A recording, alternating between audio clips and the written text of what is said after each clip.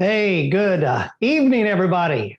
Wow, we are almost at the end of the month, February the 22nd, 2022. And as I was typing in dates all day today, 22222.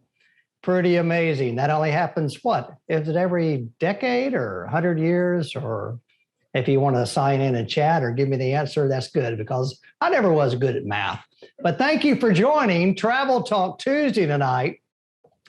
We are just back from the very first travel and adventure show of the year, a normally yearly series of on-site travel shows in convention centers throughout the United States. We were this past weekend in Rosemont, Illinois, a suburb of Chicago at the Donald E. Stevens Convention Center. And boy, if you don't think people are itching to travel, they really are. We went there with kind of low expectations because, first of all, it was very cold, 9 degrees Fahrenheit when we arrived there on Friday morning. And also with, the variants of COVID-19 and then it being in Illinois and us thinking maybe that Chicagoans were not really ready to travel. That was totally wrong. We had a record crowd visiting our booth. We're able to give out all of our literature. We signed up, on the spot, probably 11 or 12 people right away, and we still have bookings coming in. So I kind of changed the subject of my topic tonight because I was able to give a talk on the destination stage this past weekend. And I titled my talk, Recovering from COVID, What to Expect in Travel for 2022. What hoops do you have to jump through? Vaccinated, NOVAX, or fully recovered? And it met with great success. I spoke both on Saturday and on Sunday, and I had great crowds at the Destination Theater. So instead of dealing with and talking about Zakopane, which is what I was going to do tonight, a little resort town in the hills of Poland, I thought I'd switch over and just go ahead and give you the presentation too that I gave. You might learn something too because it gives a little history about myself, exploring Europe, what I've done in life, and what successes we've had throughout travels, even in 2021. So if we can get this next slideshow up here, we're going to do that. All right, I think we're good to go. Thank you guys for sticking with me. I appreciate those. We got a number of you on Facebook Live and attending the webinar on Zoom. Thank you so much for still sticking with us week in and week out. We've been going since December of 2020, the first weekend of December, and we're doing this every week. So thank you guys for sticking with us. Maybe there's some of you who are brand new joining us right now from the information I gave at the travel show. But as you can see, I'm going to talk about COVID protocols. I'm going to talk about some travel tips, intersperse those in my presentation. I'll talk to you about my favorite destinations and our small group travels to Europe. So there I am in my kilt at the Travel and Adventure Show with this little sign that really draws a lot of attention to people because we're showing all the destinations that we travel. As you know, I'm David McGuffin. I live right here in the United States. My home's a little small town south of Jacksonville, Florida, called Middleburg. I've lived here, almost all my life, since I was in the 5th grade at least. And this is Charlotte, my wife.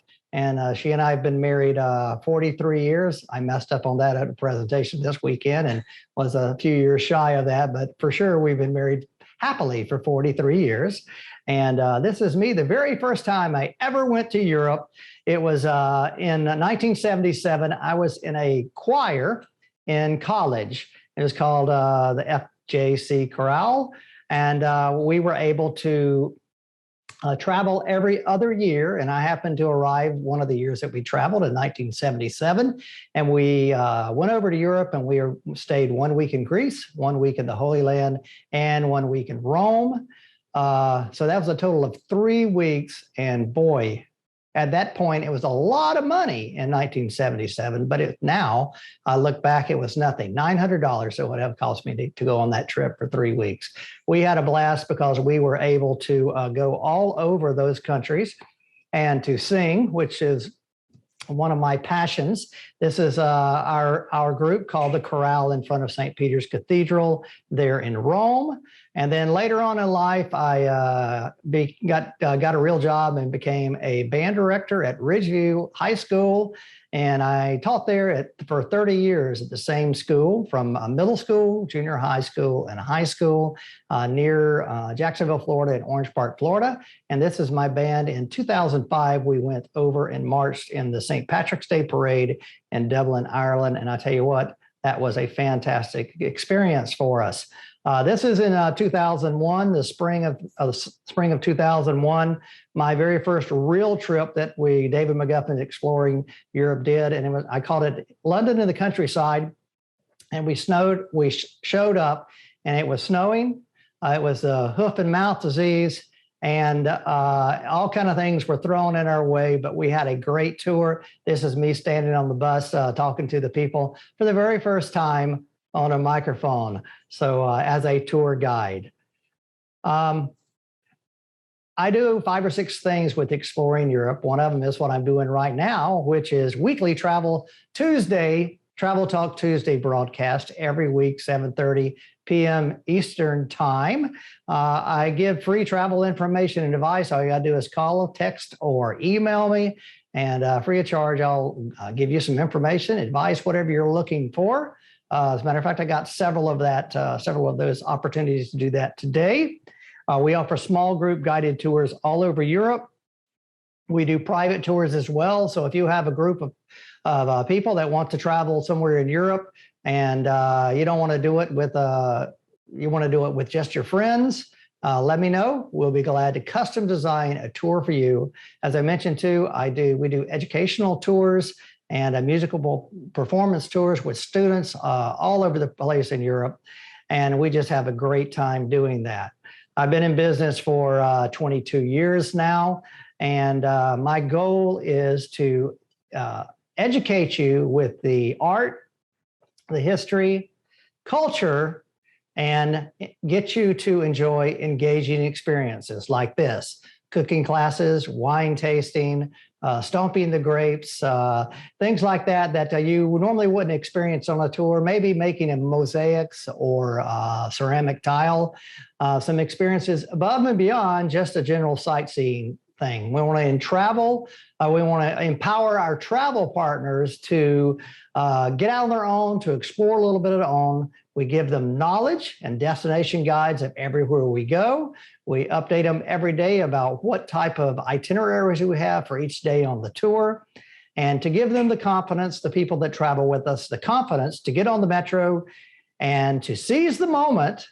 And most of all, drink some wine and have some fun. So that's my whole tour philosophy with tours that we do here with Exploring Europe. This last little video here, or a little photo here you're looking at, happens to be in my favorite hill town, Volterra in central Tuscany. And this is a wine tasting in a cave down below the ground that we did, tasting famous Tuscan wines. Pardon me a minute and let me relive the moment.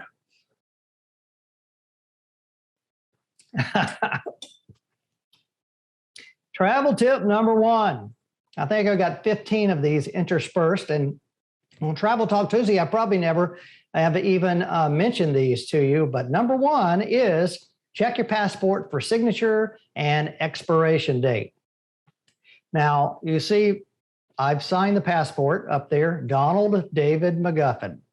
Now, I don't go by Donald very much, but that's what my mommy and daddy gave me. So I've got to put that on my passport. But you can call me David, okay? And then also the most important thing is to make sure that the date, the expiration on your passport, date on your passport is at least 6 months beyond the time of your return home from your trip that you're thinking about going on.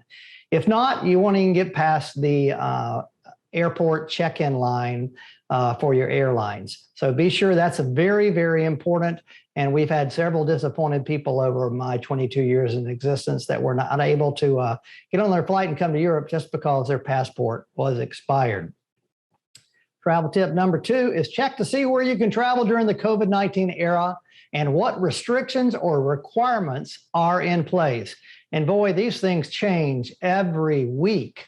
As a matter of fact, I prepared a presentation last Thursday, and then just over the weekend, 2 other countries changed their protocols to allow almost anyone in. So I'll give you some resources on how to check that in just a moment.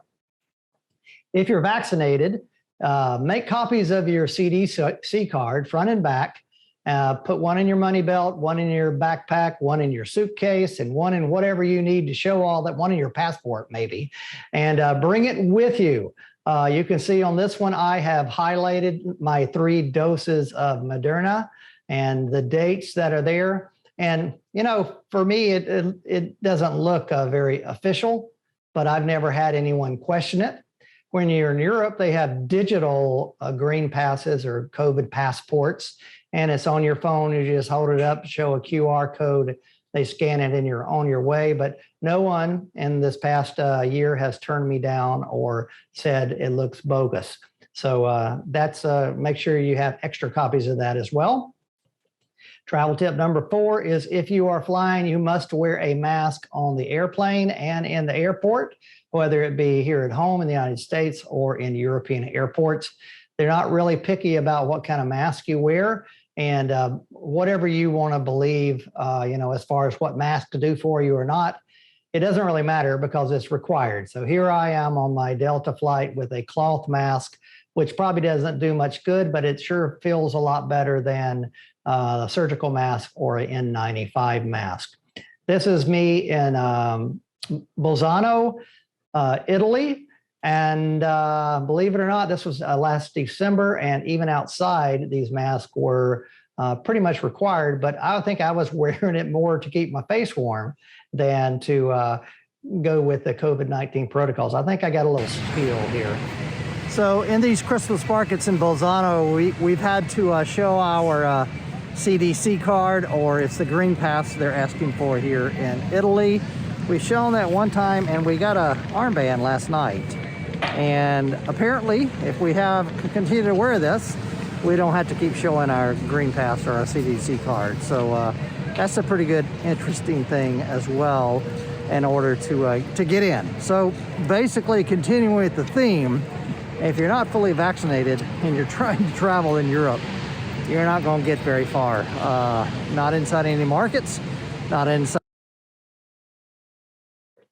So I deliberately cut that off because I droned on for another 2 or 3 minutes about stuff, but you get the gist of that. That little armband was pretty cool. And that whole region of Italy we were in, we only had to show our vaccine card once, and then we could hold up our wrist with that armband on and go anywhere. Surgical masks are okay as well. I think this is myself on a ferry down and going to the island of Ischia in Italy. Those are perfectly fine too. And then when we, well, I guess there'll be another, that N95 mask I showed you in the video, several hotels we walked in, especially in Italy, said, you know, you need to wear an N95 mask in the lobby and in the public areas. So you see this headline here, it says fully vaxxed, partially vaxxed, recovered, or NOVAX. What does it all mean? How does this affect me if I want to travel to Europe? Well, here's the definition the European Union and most of the countries on the continent of Europe adhere to. If you have Johnson & Johnson, that fully vaccinated equals 1 Johnson & Johnson dose plus a booster. Moderna is 2 doses plus a booster. And Pfizer is 2 doses plus a booster. And I think that's all we have at home, but in Europe, they have 2 other types of vaccines that are okay, but I don't even remember the names of those because it doesn't apply to us in the United States. Partially vaccinated means this: Johnson & Johnson, 1 jab in the last 270 days. That's approximately 9 months. Moderna, two injections in the last 270 days, approximately 9 months from your time of travel. And the same thing with Pfizer, 2 jabs in the last 270 days, approximately 9 months. So if you were to travel now in February, you would have to be and you did not have a booster, then you would have to be your last dose, your second dose, or your first dose of Johnson & Johnson would have to be less than 9 months ago. So if you were recovered, now we don't recognize recovered here in the United States, but all of these countries in Europe do. And if you have a documented case of COVID-19 or any variant of that, and you have it medically documented, and you get a piece of paper that says you had it and you recovered, then you are free to travel, just like a fully vaccinated person, for 6 months beyond the time of your documentation. So that means if you had COVID-19 here in the United States within the past 6 months, all you had to do is bring a doctor's note and said you had it and you were recovered or whatever, and take it to Europe, and you would be good to go and not have to worry about jumping through other hoops that were there. Now in Europe, if you're not vaccinated, where can you travel? Boy, and these change every day. I opened up today, I went back and clicked a whole lot of countries down there in the Balkans that have just opened up and changed the rules and said, we don't care if you're vaccinated or not. We're going to leave it up to you because you're an adult and a responsible person, and you can come and go, and you know when you're sick, and you should know when you're going to stay away from other people. So these countries: Ireland, UK, Denmark, France, Norway, Portugal, Spain, Poland, Hungary, most of the Balkan countries down there on the Adriatic Sea, Greece and Turkey, along with Belarus and Russia, are all open right now to get in and travel without taking a COVID-19, or I'm sorry, without being fully vaccinated, as long as you have a negative PCR or rapid antigen test. But I would say just check with each country before you go, just to make sure those are still in effect when you travel. Where can you travel if you're vaccinated? Well, you see all of Europe basically, and Russia and everywhere else is green. All the way over to Turkey is green. You can go in as long as you have a valid CDC card and you have 2 jabs within 270 days, or 2 jabs and a booster, your unlimited travel period. You can go to any of the countries listed and shown here in green, which is a huge difference from even 3 or 4 months ago. Where can you travel if vaccinated with no testing? That means I can just arrive there, show my CDC vaccination card, and walk right in. Ireland, the UK. As a matter of fact, today I just heard Boris Johnson said, forget it. We are further releasing any restrictions. You take care of yourself. We want you here. And so the UK, which means Scotland, Northern Ireland, Wales, and England, all will just let you walk right in, as well as Ireland, France, Switzerland, and most of the Balkan states and Greece. If you've been following Travel Talk Tuesday for some time, you'll remember that back in the summer, we were able to take a few tours to Greece just because they opened up for the first time and were the first country to open up. Now, let me give you some resources that I use and look at almost every day to find out where you can go if you're from a United States citizen and what requirements they are. This first one is, let me get this little thing out of the way just in case. This is Sherpa.com, and the web address is a bit long, but if you just type in apply.sherpa.com, this will come up, and then all you have to do is where from, where to, what dates, and click, and then it will show you, and you have the option to click vaccinated or not vaccinated. That is a fantastic resource. That also shows up on many of your airline booking sites. It links to that Sherpa site. This is Delta Airlines booking site, and you can see there would be a place that says Explorers Destination and Travel Requirements, and you would click on that, and then it would immediately take you to that Sherpa website, which is a fountain of information right there. The other place is our Department of State website, the United States government, Travel State Gov. Go there and look at the section where it says Find International Travel Information, and it will take you to this page that you just type in the country you're going, and it will list not only what Sherpa says, but it will also list all of the regulations that you need to know as far as a U.S. citizen going to that country, the resources in that country should you encounter any difficulties, and the regulations of what you would need to do to come back home from that destination. So all three of those are great, and that's travel. What did I say? It was travel.state.gov on that one.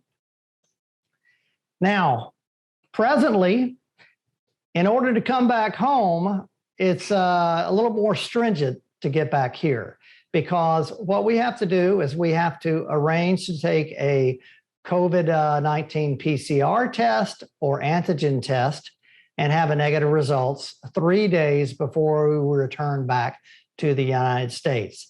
That's the rule imposed right now by our government, and just to make sure that its citizens are COVID-free when they return home. Now, just imagine you being on a tour, and you've been having happy-go-lucky time for 10 days throughout Europe, and then you're going to come home on day 12, but then you start worrying on day 10 or day 11, what am I got to do? I've got to get a COVID-19 test, and it's got to be negative. Oh my gosh, what am I going to do? Well, look, I've got several suggestions for you. So travel tip number 5 is purchase one of these COVID tests with assisted telehealth online conference call. Purchase that ahead of time before you leave the United States. These tests there's a six pack of them that you can divide up amongst your family for $150 available at emed.com. And then a 2-pack of them I found for $70 for just you that are at store.optum.com. Now, it's very important that you bring, if you're going to use this method, bring a backup test kit, because on more than one occasion, we've had test kits not work the first time while you're on the conference with the telehealth people. One, they could be expired. 2, like the one that happened with me, I touched one little corner of the test card that I wasn't supposed to with my thumb, made it invalid according to the proctor that was watching me. And 3, we had a lady, Laura, who did everything right with the test kit. She opened the vial to put the little 6 drops of liquid onto the swab, and there was no drops of liquid in there, and it was too bad. So I would say bring an extra test kit. So bring at least 2 of them per person that are subscribed to some telehealth organization like eMed or Optum. Here's what it looks like. Abbott Labs has it. You insert the thing in your swab in your nose. I think we've all probably done that. You put it in this little test kit, close the booklet, drop the droplets of liquid on there, 6 drops, and let it wait for 15 minutes. And if it comes back with 1 line, you're good to go, no COVID-19. If it comes back with 2 lines, then you need travel insurance because you got to stay an extra day or 2. Test sites also abound throughout Europe. We had groups with us in Greece and in Ireland and in Italy, where we arranged and booked online to go and have a COVID test taken a day or 2 before we left. In the case of Ireland, we had like 30 people there, and we booked appointments 3.5 hours before their flight back home to the USA. Everything went like clockwork. The only problem was if, by chance, someone tested positive for COVID, then you had to make arrangements pretty quickly to stay in quarantine. But that didn't happen, so there's no problem on that. But that's something you got to think about. So that, for me, is the biggest stress and the biggest hindrance about going on a trip to Europe is getting back to the United States. Now, I could get on my soapbox and talk about coming in from the southern border, and you don't have to have a COVID test, but I'm not going to go into that. I'm going to the next slide because I don't want to get into politics. Okay, exploring Europe. Wow, this is just 10 things that I think that we do better than most other tour companies. First of all, I plan and design all the tours that we arrange. Right now, I think I've got 25 different tour routes all through Europe. I've been arranging these and tweaking them for 22 years now since I've been in business. So they're my tours. If things go right, I'll take the credit for them. If they go wrong, which we hadn't had many things go wrong, but if something go wrong, I'll take the blame for that as well. We take the stress and worry out of travel by once you get there, we take care of everything. Your guide joins you and takes you through Europe, and you enjoy your vacation. This is a group of folks we had down in the Cinque Terre in Italy. We had just eaten at a restaurant in Monterosso called Ristorante Chuck. And so they all got a photo with Signore Chuck there as we finished up our dinner. Small groups versus individual travel. Our groups are from 6 to 18 people typically. And what happens there is that I kind of estimate, and many people have say it's a proven fact, that you can save about 30% by taking a tour like I offer, Exploring Europe tour, or another group tour, as opposed to doing everything yourself. Now, you just imagine the stress that you have if you were to arrange your flights, arrange a rental car, arrange every hotel, book every tour guide, or book your trains, worry about getting from point A to point B, where we do all that work for you because we know what we're doing. We've done it for, as I say, 22 years. We give you more bang for your buck. I've just talked to you about that. And you'll eat very well on my tours. If you're watching me and you've been on a tour with me, you know that. And so I spend a whole lot extra money on having great wining and dining experiences. And we cover those meals for our groups at least every other night with group dinners together. We have, besides myself, we have a complement of guides who also lead our tours. This young lady here on the front seat with the red hair is Ilaria. She's from Rome, and she leads some of our tours down in Italy and gets wonderful reviews, as do guides that we have over in Ireland and the rest of Europe. So whether it's me or my wife, Charlotte, or other folks that work with us, you'll have a fantastic experience because you have knowledgeable guides that have been doing this year in and year out. Small groups, this is a small group we had on a Christmas tour a few years ago, and you get plenty of time to go out and explore on your own. We give you 2 days in almost every destination. The second day is almost totally yours to go out and explore on your own after we've kind of educated you at the experience. We stay in some very nice places, centrally located places all the time. This particular one is out in Reutte in the countryside after we visited the big castle of Neuschwanstein. And we were here in the spring, and my friend Herman, we've been going to back to his hotel and restaurant for, 20 years now. And you see a big bus parked outside too. This is my friends who own the Elbow bus lines from Heino, Netherlands. And they've been driving for us and helping us out on tours for, over 22 years now. So we make great connections with hoteliers and with our bus and drivers.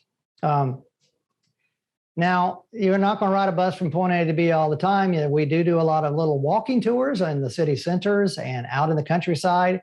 This particular little walk is out on the Cliffs of Moher on the west coast of Ireland. And as you can see, beautiful. Now, those people I did give them a spiel about not getting too close to the edge, but I don't think they listened to me very much. But you won't catch me out that close, but that's a wonderful picnic destination, I can tell you that. And then finally, we try to include almost everything in our tour prices. The only thing that you may have to pay for, you'll have to pay for after you've paid for the tour is your lunches. The dinners we don't include it with a group. Any snacks and souvenirs you have, and travel insurance, which we do recommend that you purchase. The next travel tip is use that smartphone you have to take photos of important documents, whether it be your passport, your COVID-19 certificate. Even if you're in a museum or something and you see a piece of art you love, take a photo of the piece of art, and also take a picture of the placard next to that so you remember what it is, where it is. So that's a cool tip that we use all the time. We post a agenda every morning on our tours, and we encourage everyone to take a photo of that so they know where to be when, what time the bus leaves, what time dinner is, where to meet, and all of that stuff. Travel tip number 7 is very, very important, especially during this time of COVID-19. And that is, we highly recommend that you purchase your own comprehensive travel insurance. Before COVID-19 came along, we used to purchase an inexpensive policy that would cover our travel partners once the tour began. And should something go wrong on the tour, it would help them cover their any expenses they had to go to the ER, or heaven forbid, go to the stay in the hospital, or if your baggage was delayed or anything like that. But with COVID-19 coming around, I'm just a big proponent of saying, spend some more money and do comprehensive travel insurance so that if something comes up and you cannot go on the tour beforehand, then this insurance policy would cover you fully and fully refund the price of the tour, airfare and our tour price and everything, if something goes awry and you, heaven forbid, contract COVID-19, or your company goes out of business, or someone dies in your family or anything like that. So don't forget to purchase comprehensive travel insurance, no matter what age you are. We were able to complete a few tours, I think 6 of them here in last year. If you've been watching Travel Talk Tuesday, I've kind of gone through those week by week and spent a lot of time on that. But let me just real quickly go that I mentioned already, we were in Greece in June. This is a photo of the Parthenon on top of the Acropolis with maybe 6 or 8 people there. And on any given day pre-pandemic, there would be 300 or 400 people up there. So a great experience. This is Leslie and Stephen and Charlotte and I at a restaurant, a rooftop restaurant, along with the rest of our group, overlooking the Acropolis Hill in Greece. And this is a sunset from the island of Santorini, from a winery up on the top of the hill. That was just beautiful. We were fortunate to be able to have 2 tours that were able to go to Greece last summer.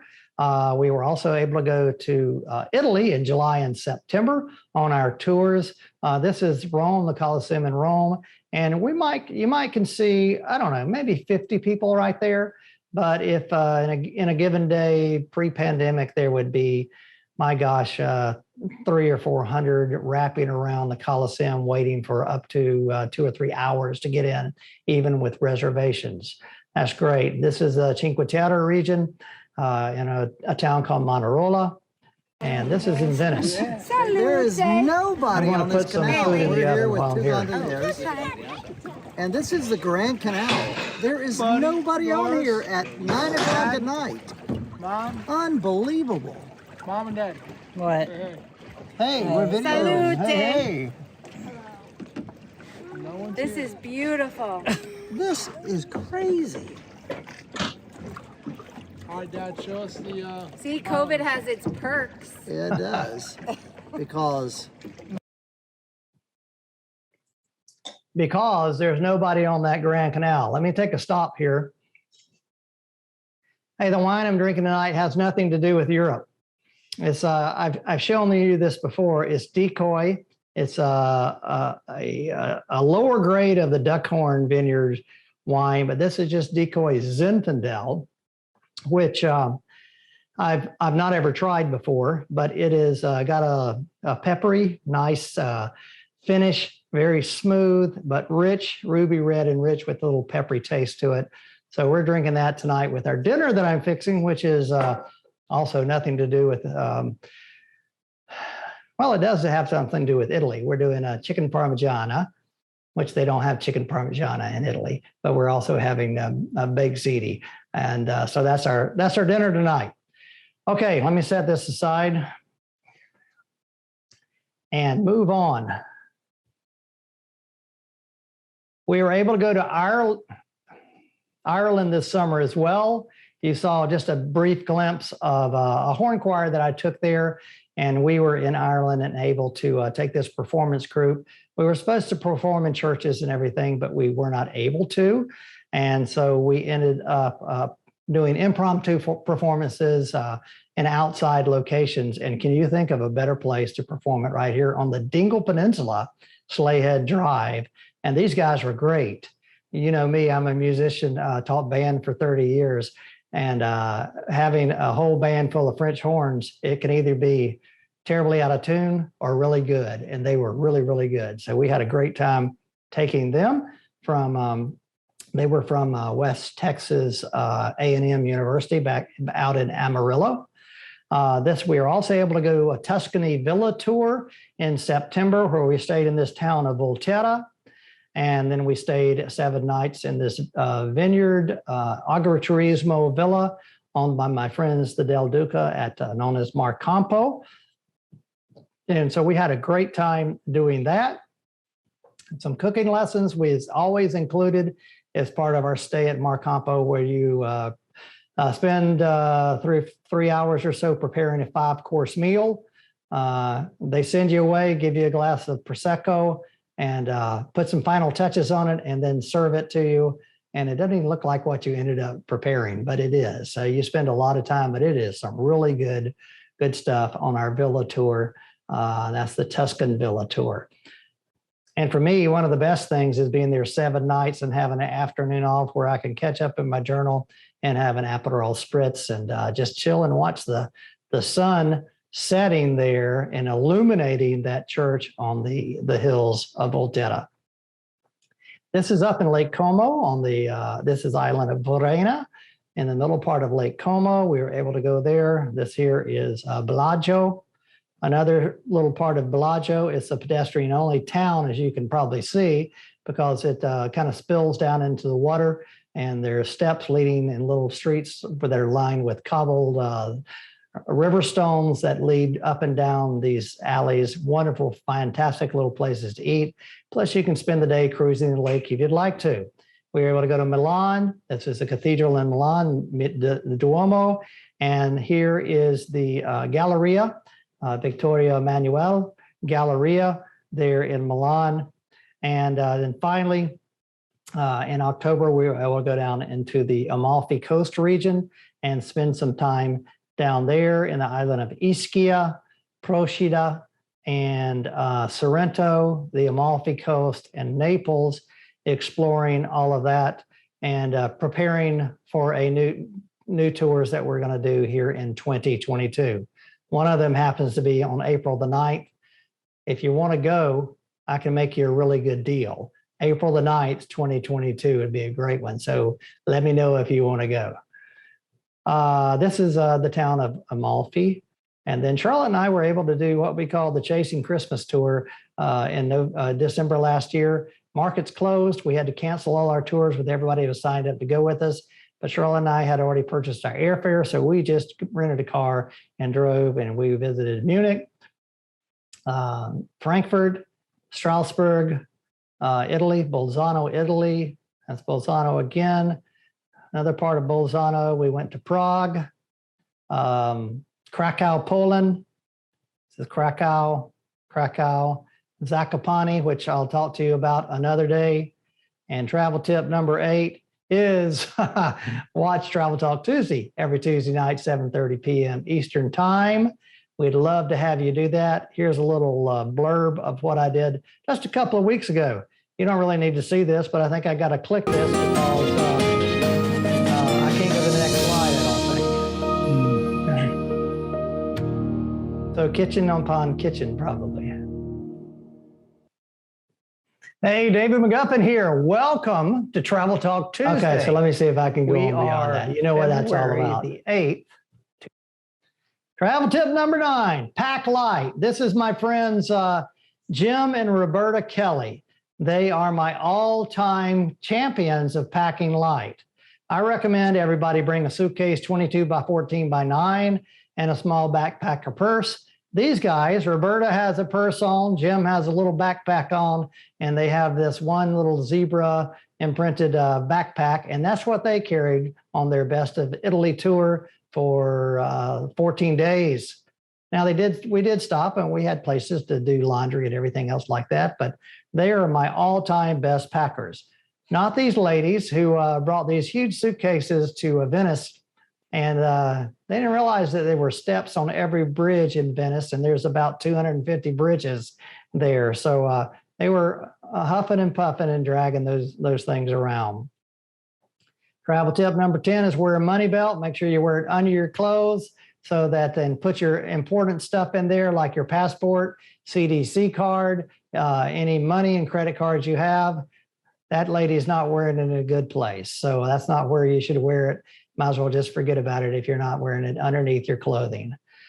Travel tip number 11, make sure you tell your bank that you're going out of town so your bank and credit cards will be valid and you'll be able to use them when you're in Europe. We've had many people show up the first day and can't get any money, and we have to float them along for a while until the bank's open on some other day besides the weekend. Travel tip number 12 is visit attractions at a slower time. This is the Vatican Museum, and this is, of course, probably back in 2019 or 18 in the Hall of Maps in the Vatican Museum, and you can see that it is packed shoulder to shoulder. Here it is in September last year. Same place.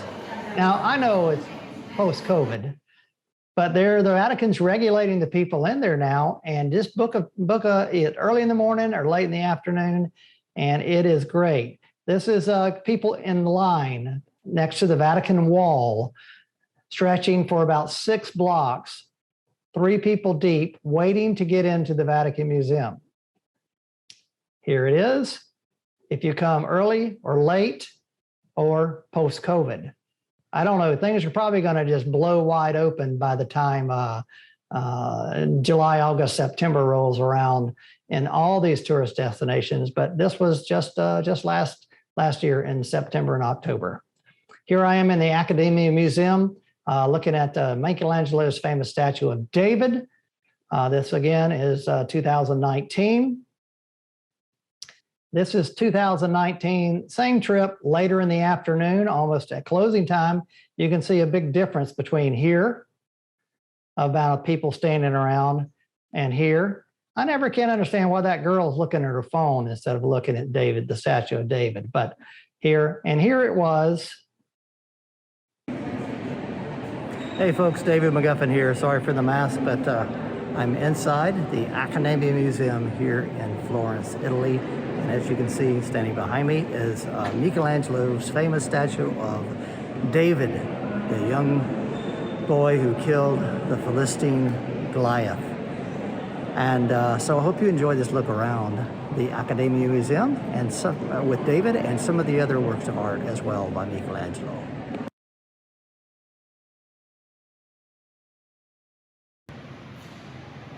I had to show this. This was at the end of the day. It was just this David and that David.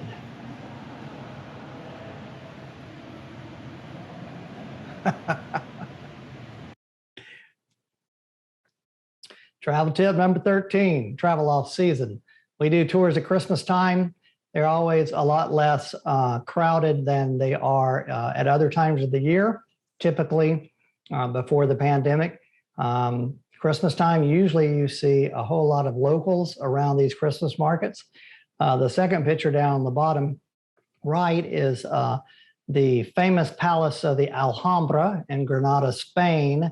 And in the summertime, you would see that the whole arcade lined up with people waiting to get into that building beyond there.